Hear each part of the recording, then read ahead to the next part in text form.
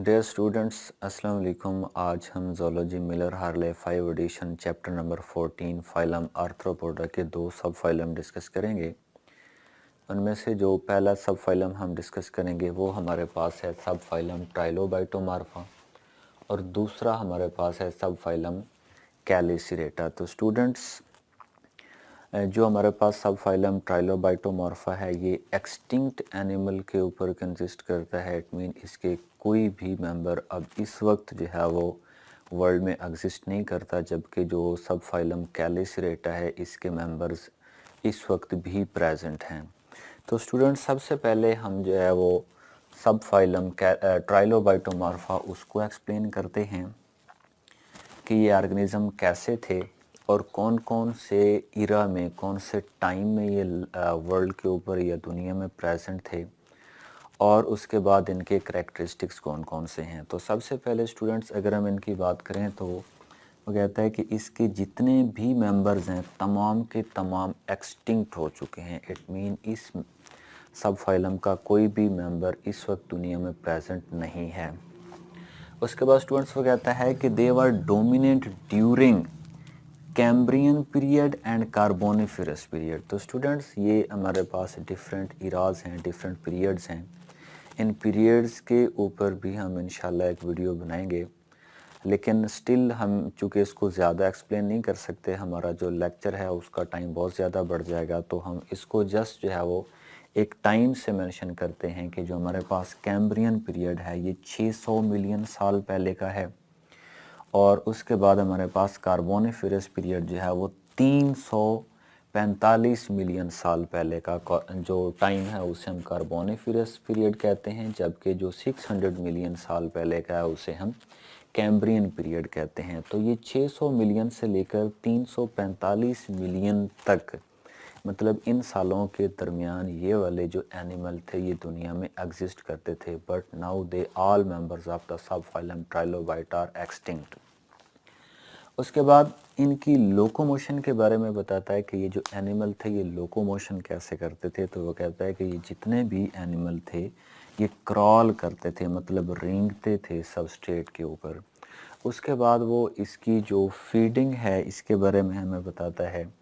अब स्टूडेंट्स, वो कहता है कि ये ऐसे एनिमल्स हैं जो डिफरेंट फाइलम के मेंबर्स को अपनी खुराक के तौर पर इस्तेमाल करते थे। यहाँ पर अगर हम बात करें, फाइलम एनिलिडा है जिसके अंदर अर्थवर्म और लीचेस वगैरह आती हैं, तो ये उनको अपनी खुराक के तौर पर इस्तेमाल करते थे। उसके बाद मेंबर्स ऑफ फाइलम मोलस्का हैं जिसके अंदर स्नेल्स वगैरह हैं, ये उनको अपनी खुराक के तौर पर इस्तेमाल करते थे। And dead decaying organic matter, और जो गला सड़ा मटेरियल होता है ये उसको अपनी खुराक के तौर पर इस्तेमाल करते थे। यानी कि उसने बताया कि ये कौन से टाइम में थे और ये फीडिंग कौन कौन से एनिमल्स पर करते थे। उसके बाद स्टूडेंट्स, इसकी बॉडी के बारे में बता रहा है कि क्योंकि ये एक्सटिंक्ट एनिमल हैं तो जब ये प्रेजेंट थे तो देन इनकी बॉडी किस किस्म की होती थी।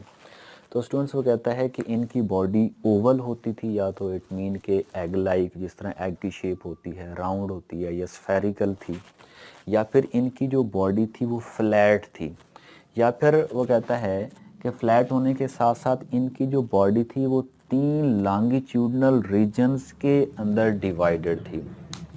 मतलब इनकी बॉडी जो थी वो इस तरीके से थी कि उनका एक लॉन्गिट्यूडनल पार्ट था, फिर उसके बाद दूसरा लॉन्गिट्यूडनल पार्ट था, फिर तीसरा लॉन्गिट्यूडनल पार्ट था।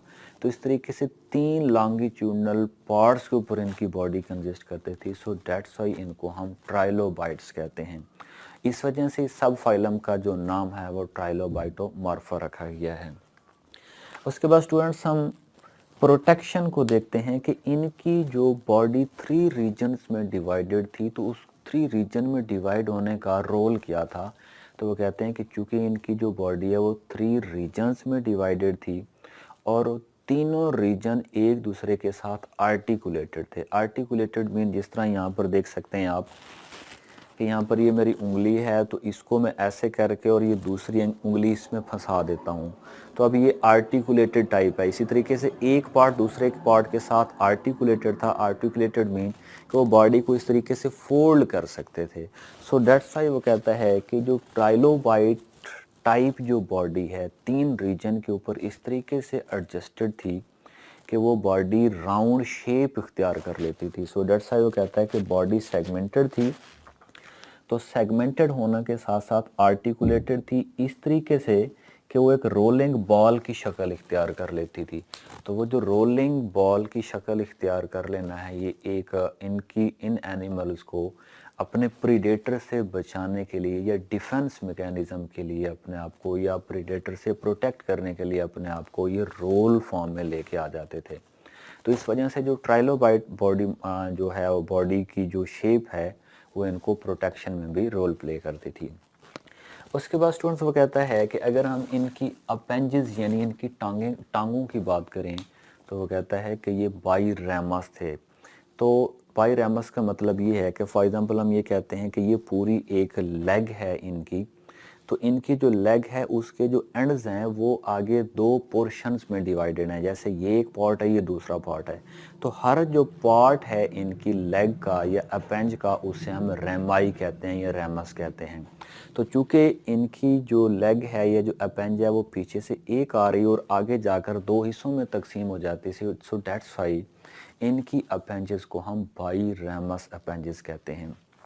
अब अगर हम इन बाईरैमस अपेंजेस की बात करें तो एक जो रेमाई है या जो एक लोब है इनके लेग का वो बॉडी से बाहर की तरफ होता था, मतलब लेटरल साइड पर, और दूसरा बॉडी की सेंट्रल साइड पर होता था। तो इसी वजह से वो कहता है कि इनकी जो अपेंजेस थी वो 2 लोब्स के ऊपर कंसिस्ट करती थी।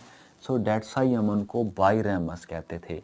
अब उसके 2 लोब थे, एक इनर लोब था, एक आउटर लोब था। जो आउटर लोब है वो बॉडी की लेटरल साइड पर, जबकि जो दूसरा लोब है वो बॉडी के अंदर वाली साइड पर था। अब इन दोनों के हम फंक्शंस को डिस्कस करते हैं कि उनकी अपेंजेस के जो 2 लोब हैं उनके फंक्शंस कौन से हैं।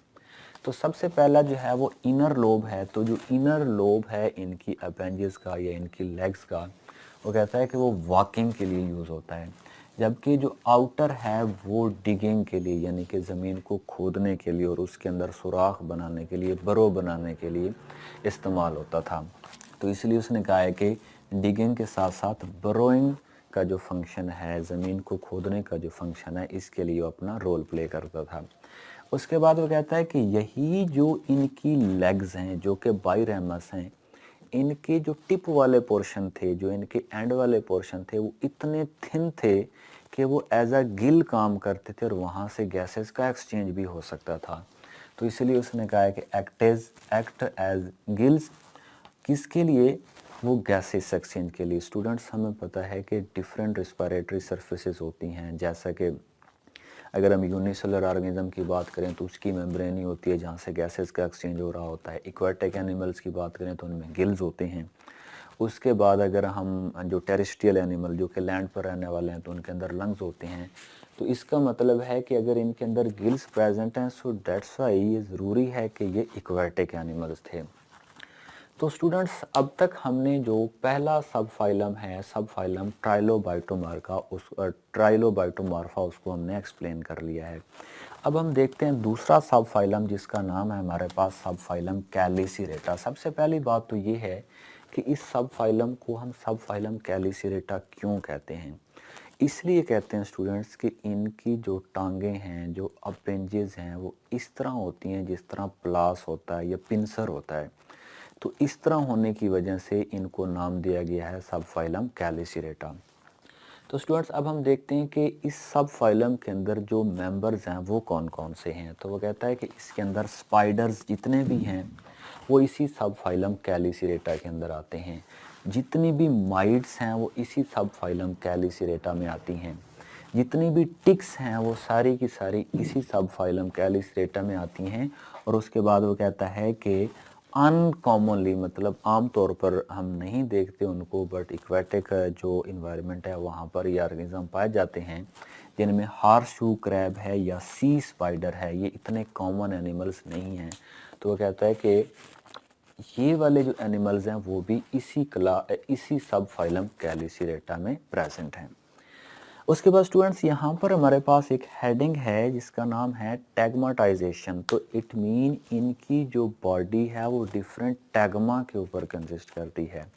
तो प्रीवियस लेक्चर्स के अंदर स्टूडेंट्स हम डिस्कस कर चुके हैं कि कोई भी बॉडी का सेगमेंट अगर स्पेशलाइज हो स्पेशल फंक्शंस के लिए तो उस सेगमेंट को हम टैगमा कहते हैं, और अगर बॉडी के जितने भी सेगमेंट्स हैं वो स्पेसिफिक फंक्शन के लिए स्पेशलाइज्ड हैं तो उस अरेंजमेंट ऑफ बॉडी को हम क्या कहेंगे, टैगमेटाइजेशन। तो वो कहता है कि इनकी जो बॉडी है, जो सब फाइलम कैलिसरेटा के जो मेंबर्स हैं, इनकी जो बॉडी है वो दो टैगमा के ऊपर कंसिस्ट करती है। सो डेट्स हम कहते हैं कि इनकी बॉडी के अंदर जो टैगमेटाइजेशन का फिनोमेना है वो प्रेजेंट है।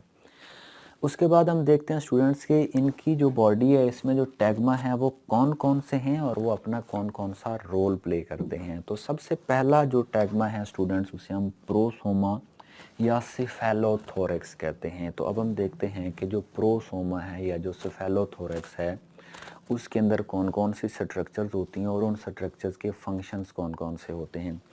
तो चूंकि इनकी बॉडी दो टैगमा के ऊपर कंसिस्ट करती है तो हम यहाँ पर दो टैगमा बना लेते हैं स्टूडेंट्स। यहाँ पर फॉर एग्जांपल ये हमारे पास एक टैगमा है, ये दूसरा टैगमा है, तो हम इसको ऐसे, ये हमारे पास दो टैगमा बन गए हैं।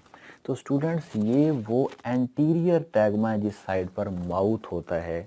तो जो पहला टैगमा है उसका हमारे पास कौन सा नाम है, प्रोसोमा। तो यहाँ पर मैं लिख देता हूँ, ये हमारे पास है प्रोसोमा, या इसी को हम क्या कहते हैं, सिफेलोथोरेक्स कहते हैं। तो स्टूडेंट्स वो कहता है कि ये जो सिफेलोथोरेक्स है, ये जो प्रोसोमा है, इसके अंदर कौन कौन से बॉडी के पार्ट्स होते हैं और ये कौन कौन से फंक्शंस करता है। तो पहली बात स्टूडेंट्स ये है कि ये सेंसरी होता है। तो डेफिनेटली स्टूडेंट्स ये कॉमनली हम देखते हैं कि बॉडी का वो पार्ट जो हेड साइड पर होता है, जो एंटीरियर होता है, उसमें सेंसरी स्ट्रक्चर्स मौजूद होती हैं। मतलब इन्वायरमेंट से डिफरेंट स्टिमुलस को रिसीव करने के लिए जो सेंसरी स्ट्रक्चर्स होती हैं वो सारी आमतौर पर एनिमल्स का जो एंटीरियर या हेड रीजन, जो फ्रंट रीजन होता है उसमें होती हैं। सो डेट्स व्हाई वो कहता है कि जो फर्स्ट है हमारे पास जिसका नाम प्रोसोमा है, जिसको हम स्फेलोथोरेक्स भी कहते हैं, इसमें सेंसरी स्ट्रक्चर्स मौजूद होती हैं। उसके बाद वो कहता है कि ये फीडिंग पार्ट जितने भी एनिमल्स के होते हैं, यानी कि माउथ है, वो भी इसी स्फेलोथोरेक्स या प्रोसोमा में होता है। उसके बाद ये लोकोमोटर टैगमा भी है। इसका मतलब ये हुआ कि इसी रीजन के अंदर कुछ अपेंजेस भी होंगी, कुछ लेग्स भी होंगी जो क्या करती हैं, लोकोमोशन में हेल्पफुल होती हैं। अब वो कहता है कि यही जो प्रोसोमा है इसके अंदर वो कहता है और भी चीज़ें होती हैं, जैसा कि वो कहता है कि it also contain eyes. Definitely we know that about the eyes, these are the photo receptor to detect the light. तो ये लाइट को डिटेक्ट करने के लिए, इमेज फॉर्मेशन के लिए ज़रूरी होती हैं। तो वो कहता है कि फोटो रिसेप्टर या आइज भी इनके अंदर प्रोसोमा में होती हैं। उसके बाद वो कहता है कि इसके अंदर पेयर्ड अपेंजेस होती हैं। अपेंजेस मीन इनकी जो लेग्स होती हैं तो वो भी इसके अंदर होती हैं। तो अब डेफिनेटली हमारे पास फ्रंट साइड है तो इसकी जो अपोजिट साइड होगी वहाँ पर भी लेग्स होंगी। तो अगर एक साइड पर लेग है और दूसरी उसकी अपोजिट साइड पर है तो डेफिनेटली दो लेग्स हुई या दो अपेंजेस हुई। तो दो अपेंजेस मतलब वो क्या बनाती हैं, एक पेयर बनाती हैं। तो इसी तरीके से वो कहता है कि यही जो प्रोसोमा है it also contain the pair अपेंजेस।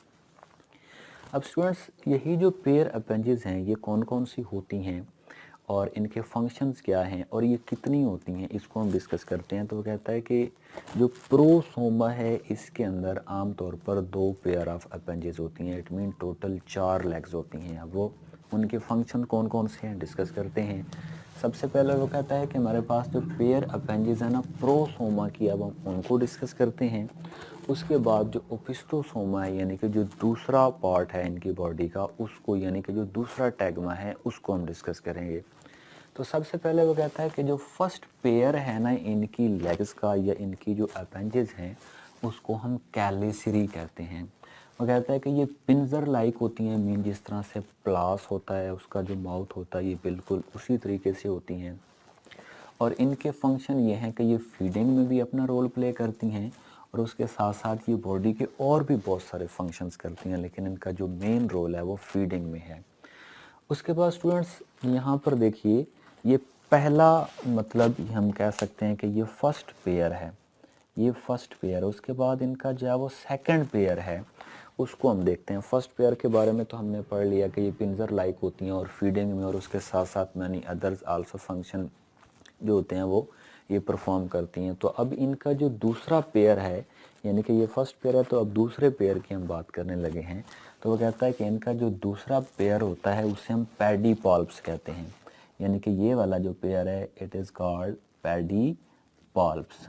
तो अब हम देखते हैं कि ये जो पैडीपॉल्प्स होते हैं इनके कौन कौन से फंक्शंस होते हैं। तो वो कहता है कि कॉमनली तो ये सेंसरी होती हैं, इट मीन कि ये डिफरेंट टाइप की सेंसेशन करती हैं, डिफरेंट टाइप की स्टिमुलस को रिसीव करती हैं, लेकिन उसके साथ साथ इनके और भी फंक्शंस होते हैं जो एडिशनल फंक्शंस हम कह सकते हैं कि ये फीडिंग में अपना रोल प्ले करती हैं, ये लोकोमोशन में अपना रोल प्ले करते हैं, they are also involve in the reproduction. तो ये रिप्रोडक्शन में कैसे इन्वॉल्व होती हैं, जो नेक्स्ट हमारी क्लासेज आएंगे, जो हमारे लेक्चर्स होंगे, तो हर क्लास के अंदर कौन कौन सी अपेंजेस कैसे रिप्रोडक्शन में इन्वॉल्व है उनको हम सबको हम डिटेल में डिस्कस करेंगे। तो स्टूडेंट्स अब हम पढ़ रहे थे टैग्मेटाइजेशन में फर्स्ट टैग्मा हमने पढ़ा है, जो कि हमारे पास ये वाला फर्स्ट टैग्मा था। अब हम इसका जो सेकंड टैग्मा है उसको डिस्कस करते हैं। वो कहता है इसका जो सेकंड टैग्मा है ये वाला, तो इसको हम कहते हैं ओपिस्टोसोमा। तो याद रखिए ये एब्डोमिनल इनका टैग्मा है, तो हम लिख सकते हैं दिस वन इज ओपिस्थोसोमा। तो ये जो स्टूडेंट ओपिस्थोसोमा है ये एक्चुअल में इनका सेकंड टैग्मा है। तो इसके अंदर वो कहता है कौन कौन से पार्ट्स होते हैं और वो कौन कौन से फंक्शन करते हैं। तो इम्पोर्टेंट सी बात है, बल्कि कॉमन सी बात है कि जो डाइजेस्टिव सिस्टम होता है वो डेफिनेटली फूड की डाइजेशन के लिए इन्वॉल्व होता है। तो वो कहता है कि इनके अंदर डाइजेस्टिव सिस्टम इसी पोर्शन में होता है, यानी कि ओपिस्थोसोमा में, जो कि डाइजेशन का काम करता है। उसके बाद रिप्रोडक्टिव सिस्टम भी इसी ओपिस्थोसोमा में होता है, जो कि रिप्रोडक्शन का काम करता है। एक्सक्रीटरी सिस्टम भी इसी के अंदर होता है, जबकि रिस्पिरेटरी सिस्टम भी इसी के अंदर होता है। तो एक्सक्रीटरी सिस्टम की अगर हम बात करें तो रिमूवल ऑफ वेस्ट मटेरियल का जो फंक्शन है वो एक्सक्रीटरी सिस्टम करता है और वो भी ओपिस्थोसोमा में होता है, जबकि गैसियस एक्सचेंज के लिए जो रिस्पिरेटरी सिस्टम होता है वो भी इसी के अंदर होता है। तो स्टूडेंट्स आज के इस लेक्चर के अंदर हमने 2 फाइलम्स को डिस्कस किया है। याद रखिए कि हमारे पास ये जो दूसरा सब फाइलम कैलिसिरेटा है इसके आगे काफ़ी सारी क्लासेस हैं। तो नेक्स्ट लेक्चर के अंदर हम 1 बाय 1 एक एक क्लास को एक्सप्लेन करेंगे।